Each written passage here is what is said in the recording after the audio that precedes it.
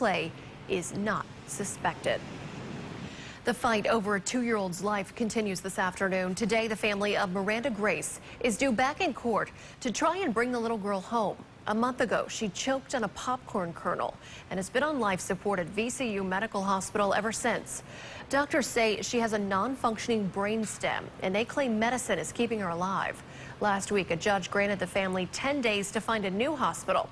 Now, the family reached out to several hospitals, but all have denied the request, saying they would provide the same treatment she's currently getting. The family is scheduled to be in court at 2. Happening now, family and friends in the Roanoke Valley remember one of their own. Botetourt County Fire Chief Jeff Beckner is being laid to rest. Roanoke and Botetourt County are coming together for a fire truck procession down Shenandoah Avenue in Roanoke and a final call to service through the dispatch.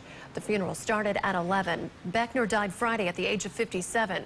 Now, the preliminary investigation shows he was working in a small creek bank beside his house, removing debris from the creek bed.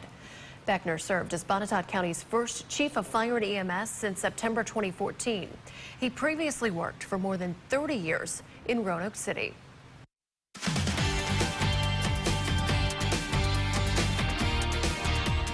Boxing great Muhammad Ali is being remembered today in his hometown of Louisville, Kentucky. Right now, an Islamic prayer service is taking place. Then tomorrow, the 3-time heavyweight champ will take one final ride around his old neighborhood before being laid to rest.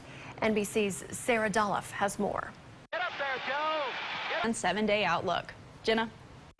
Thanks, Christina. If you haven't been to see the Norman Rockwell exhibit at the Taubman Museum, your time is running out. The exhibit opened in March and is on display through Sunday. As WSLS 10's Aaron Brookshire explains, the exhibit bringing in a record number of visitors. In the past 2.5, no problem. We always do it hiking too. So we want to go hiking somewhere. We go, Yes. oh, there's a storm, but I think, okay, it's 2 hours away. We're okay. Yes, it works. Thanks, Christina. Sure. Now to a look at what's trending. America's Got Talent, known for some outrageous acts. However, this season, an 82-year-old former aerospace engineer from Colorado reaching a whole new level. Let the bodies hit the floor. Let the bodies hit the floor. Let the bodies hit the... Look at that reaction. Tuesday night on the show, John Hetlinger's performed the song Bodies by Drowning Pool. The video has been viewed millions of times by people all over the world, including the band itself. A Chicago family reunited with its dog after it went missing 4 years ago. The Martinez family last saw their dog, Chiquito, during a family party. They say he somehow got out of their backyard. Then out of nowhere, police called the family and told them they checked the microchip on the lost dog and traced it to their address. Chiquito and his family later reunited at a police station a day later. Great happy ending. And it's so hot in Southern California, wild animals finding ways to cool off. Look at this. The black bear spotted yesterday in a Los Angeles neighborhood, just hanging out in the pool. Eventually, the bear climbed into a nearby tree and took a nap. Tonight, President Obama makes his very first appearance on The Tonight Show. We'll give you a sneak peek of tonight's episode ahead on WSLS 10 at noon.